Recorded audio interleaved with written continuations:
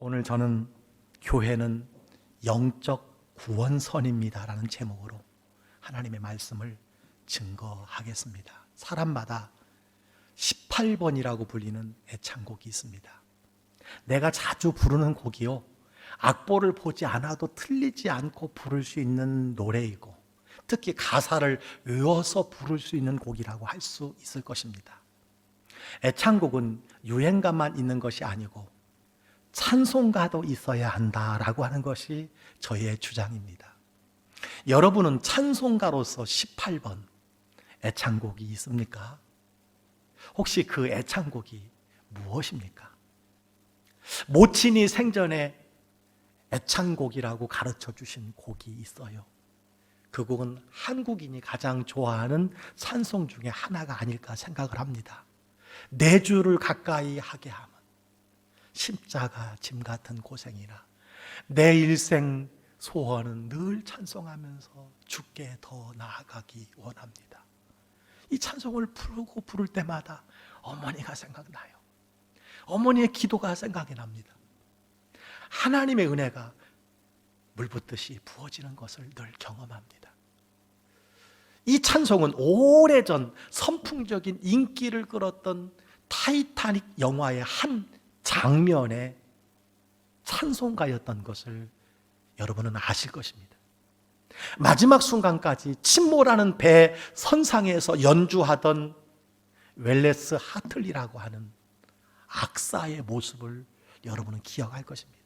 그는 실제 인물로서 찬송 연주를 통해서 끝까지 기울어가는 배의 불안에 떠는 사람들을 안정시키며 찬양의 가사 속 메시지를 통해서 하늘의 산 소망을 바라보도록 촉구했던 사람이었습니다. 그는 이렇게 소리쳤다고 합니다. 예수 그리스도, 그분을 의지하십시오. 그를 가까이 하십시오. 그가 소망이십니다. 그는 마지막 침몰해가는 뱃속에서 이 찬송을 통해서 예수만이 유일한 소망이라는 메시지를 남겼고, 되돌아보면 얼마나 많은 사람이 그 위험과 두려움 속에 하나님의 품에 안겼을까를 생각을 해봅니다. 성경은 많은 사람을 옳음대로 돌아오게 하는 별과 같이 영원토록 비추리라고 말씀해 주셨습니다. 오늘날 모든 것이 흔들리는 시대에도 이와 같은 전도자가 필요하지 않을까 생각을 합니다. 우리가 믿었던 건강의 배가 무너지기 시작하지요. 사업의 배가 흔들리고 무너집니다. 가정이라는 배가 흔들리고 침몰 직전에 있는 가정들이 있습니다. 흔들리고 무너지고, 그런 세상에서 영원한 반석이신 예수 그리스도를 붙들고 그리스도를 가까이 하고 그 그리스도를 전할 수 있는 것보다 더 고귀하고 복된 삶이 어디에 있겠습니까? 오늘 우리가 읽은 본문은 오래전 하나님이 만드신 세상이 너무 타락하여 하나님이 세상을 물로 심판하실 때 구원의 방주를 예비했던 한 사람을 소개하고 있습니다. 그가 누구입니까? 노아입니다. 창세기 6장의 노아의 방주는 오늘날 교회를 상징하는 것입니다. 하나님께서 설계도면을 주시면서 방주를 만들게 하신 궁극적인 목적이 무엇일까요? 많은 분들이 하나님, 이 교회로 이 지역의 구원의 방주가 되게 하여 주시옵소서 그렇게 기도하는 이유는 옳은 것입니다. 방주는 교회를 상징하기 때문에 그렇습니다. 하나님께서 설교도를 주시면서 방주를 만들게 하신 궁극적인 목적이 있다면 그 첫째는요, 나와 내 집이 구원을 얻기 위한 것이라는 사실입니다. 주 예수를 믿으라, 그리하면 너와 내 집이 구원을 얻으리라. 사도행전 16장 31절은 말했습니다. 노아의 방주는 죄로 말미암아 죽을 수밖에 없는 사람들을 구원하는 것이 목적이었습니다. 이 배는 평상시에 강을 건너는 나룻배도 아니고 무역하는 상선도 아닙니다. 온 땅이 물로 멸망하게 되었을 때 사람들을 구원하기 위해서 지은 방주였습니다. 그렇습니다. 교회는 세상의 육체적인 치료나 도덕적인 교육이나 정신 수양을 돕는 기관이 아니라는 거예요. 마지막 심판날에 모든 사람들이 멸망하게 되었을 때 예수 그리스도를 믿는 사람들을 구원하려고 설계하고 준비하고 제작한 기관이라고 하는 사실을 기억해야 합니다. 교회는요, 바르게 사는 것을 가르치고 이웃을 사랑하라고 가르치고 가정을 세워가며 인격 수양과 건강과 물질의 복을 외면하지 않습니다. 예수 믿으면 사람이 변화되고 가정에 평강이 찾아오고 병든 몸이 건강해지고 삶의 평안을 얻고 물질의 복도 받고 행복한 삶이 이루어지는 것이 사실입니다. 그러나 이것은 신앙생활의 부수적인 열매요, 복인 것을 기억해야 합니다. 교회의 중요한 목적은 무엇입니까? 죄와 허물로 말미암아 죽을 수 없는 사람들을 구원하는 것입니다. 영혼 구원이라는 말씀입니다. 방주는 인간의 어떠한 노력에도 구원에 이르지 못하고 오직 하나님만이 방주요 구원의 유일한 길임을 가르쳐 주신 것이라고 말할 수가 있습니다. 따라서 이 땅에 세워진 교회의 궁극적 사명은 무엇일까요? 영혼 구원인 줄 믿습니다. 구원은 독생자 예수 그리스도를 구주로 믿는 사람들에게 주신 하나님의 선물입니다. 그래서 에베소서 2장 8절은 말해요. 너희가 그 은혜를 인하여 믿음으로 말미암아 구원을 받았으니 이것은 너희에게서 난 것이 아니요 하나님의 선물이라. 방주는 당시 유일한 구원의 도구였습니다. 유일한 생명의 방법이었습니다. 그 배에 타지 않고는 모든 인간과 생물은 다 멸망을 당할 수밖에 없었습니다. 방주에 들어가는 것 외에는 사는 방법이 없었다는 것입니다. 방주는 구원하는 배입니다. 마찬가지로 교회는 세상에 떠 있는 방주요, 세상을 구원하는 배라고 할 수가 있습니다. 방주는 그리스도를 상징하는 것이고 방주는 이 땅의 교회를 상징하는 것입니다. 방주 안에 있으면 구원을 얻듯이 그리스도 안에 있으면 구원을 얻는 것입니다. 따라서 우리는 매주마다 이 영적 구원선인 주님의 몸된 교회에 들어와서 마지막 때에 임하는 심판을 대비해야 하는 줄 믿습니다.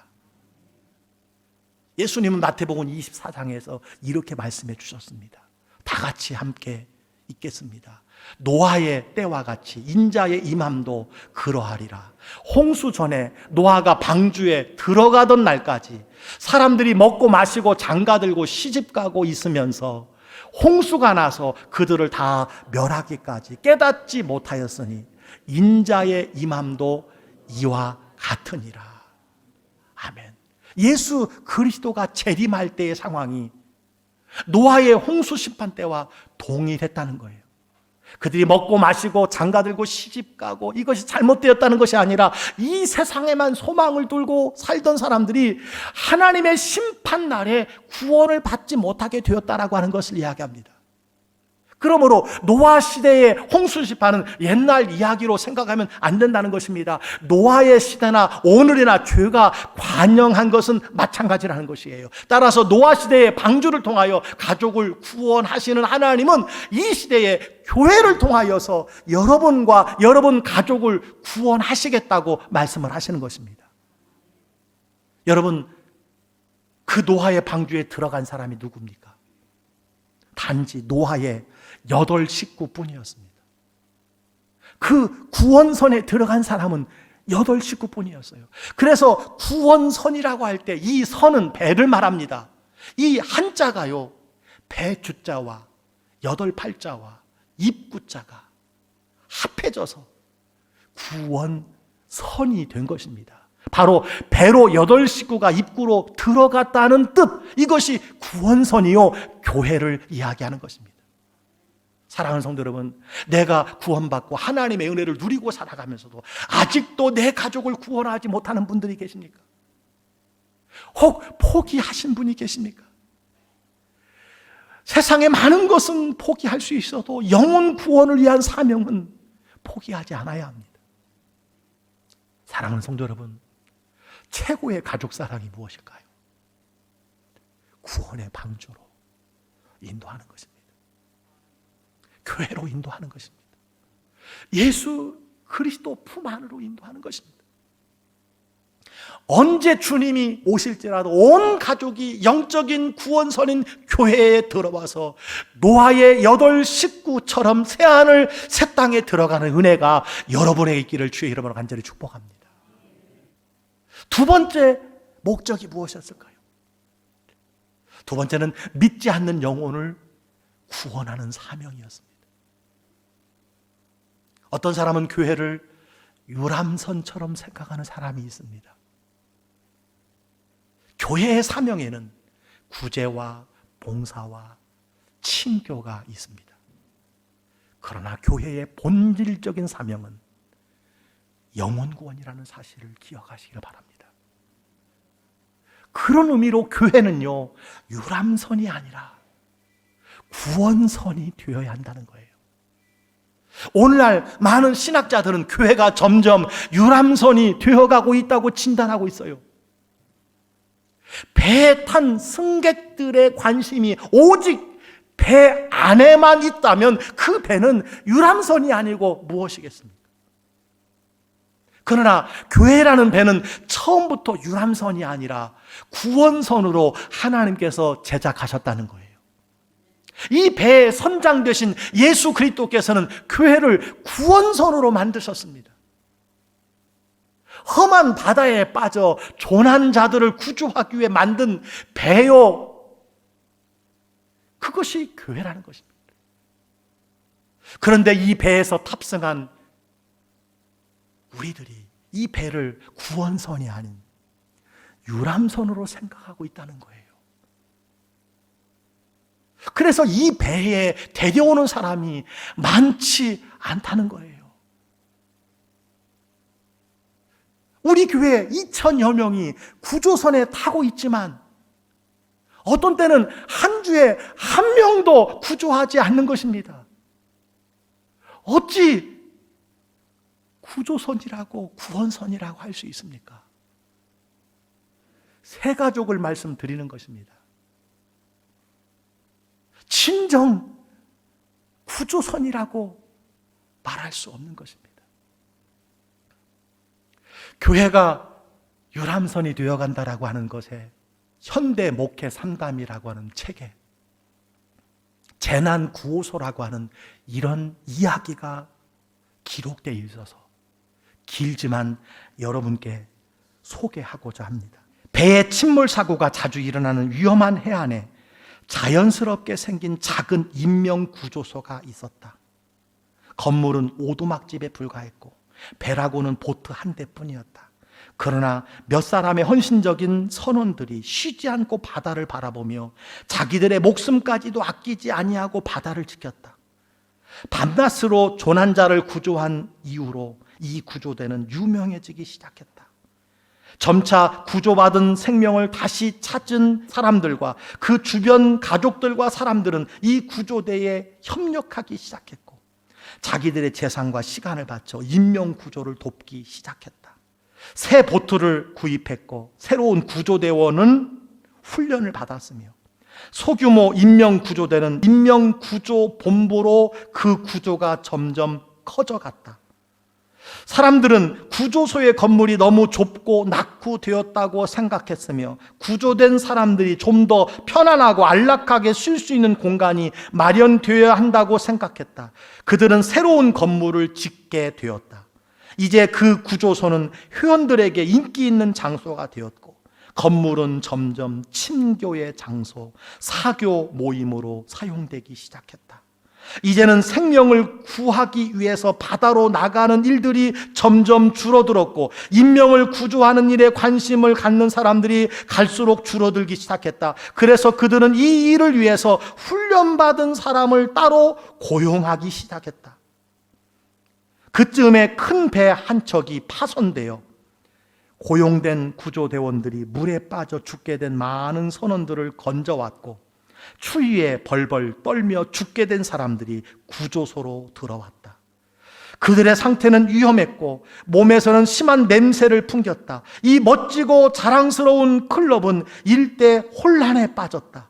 곧 재정위원회가 소집되었고 그들은 클럽 밖에 새로운 샤워장을 만들어서 조난자들이 본 건물로 들어오기 전에 먼저 깨끗이 씻고 들어오도록 하자는 규정을 만들었다. 그 다음 회원총회에서는 격론이 벌어졌다. 대부분의 회원들은 정상적인 친교와 클럽의 정규 모임에 방해가 되는 인명구조는 당분간 중단하자고 요청했다. 그러나 소수의 사람들은 이 구조대의 사명은 생명을 구하는 일이라는 점을 지적하면서 이 일은 중단되어서는 안 된다고 주장을 했다. 결국 이 두 의견은 표결에 붙여졌고 소수의 의견은 부결되고 말았다. 결국 그곳에서는 사람을 구조하는 일보다 클럽 내부의 사람들만 돕고 교제하고 즐기는 일에 내규를 변경하기 시작했다. 그러나 여전히 그 위험한 해안에서는 선박의 조난 사고가 계속해서 일어났고 대부분의 사람들은 차가운 바다에 빠져 죽어가고 있었다. 오늘 교회의 본질적인 사명을 깊이 깨우쳐주는 이야기가 아닐 수 없어요. 여러분, 우리 광주교회는 유람선입니까? 아니면 구원선입니까? 여러분, 우리 교회는 유람선이 아니라 구원선이라는 사실을 잊지 말아야 돼요. 106년 전에 하나님께서 이 지역을 구원하라고 건조해 주시고 세워주신 방주 교회가 바로 이 교회라는 사실을 한시도 잊어버려서는 안 됩니다. 오늘도 우리에게 조난 신호를 보내는 수많은 영혼들이 주변에 있다는 것을 잊지 말고 구원선의 사명을 잘 감당하는 저와 여러분이 되기를 주의 이름으로 간절히 축복합니다. 자, 교회가 이 구원선의 역할을 잘 감당하기 위해서 어떤 방주가 되어야 할까요? 어떤 교회의 모습이 있어야 할까요? 첫 번째는요, 구원의 방주는 물에 떠 있어야 한다는 것. 배는 육지에 정박하기 위해서 만든 물체가 아닙니다. 항구에 묶어두기 위해서 만든 물체가 아닙니다. 저 멀리 대항을 향해 나아가도록 만든 것이 배입니다. 노아의 방주가 홍수 심판에서 사람들을 구원하기 위해서 만들어진 것처럼 교회는, 광주교회는 세상을 향해서, 이웃을 향해서 나가야 하는 것입니다. 24시간 365일 기도의 불이 꺼지지 않고 언제든지 누구든지 방주인 교회에 들어올 수 있도록 해야 한다는 것입니다. 그렇습니다. 교회에 대표적인 두 가지 기능이 있습니다. 우선 교회는 모이는 교회로서 함께 예배하고 함께 기도하고 함께 찬양하며 하나님의 은혜와 능력을 경험해야 합니다. 또 하나는 흩어지는 교회로서 세상에 나가 영혼 구원의 사명을 감당하는 것입니다. 그런데 모이는 교회로서만 존재하고 흩어지는 교회를 포기한다면, 구원선의 역할을 포기한다면 반쪽짜리 교회가 되고 마는 것입니다.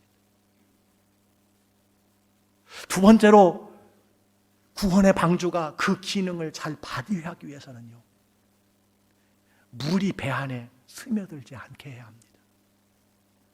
하나님께서는 노아에게 방주 설계를 명령하셨습니다. 어떻게 명령하셨습니까? 6장 14절 말씀해 보니까 칸들을 막고 역청을 그 안팎에 칠하라, 이렇게 말씀해 주셨어요.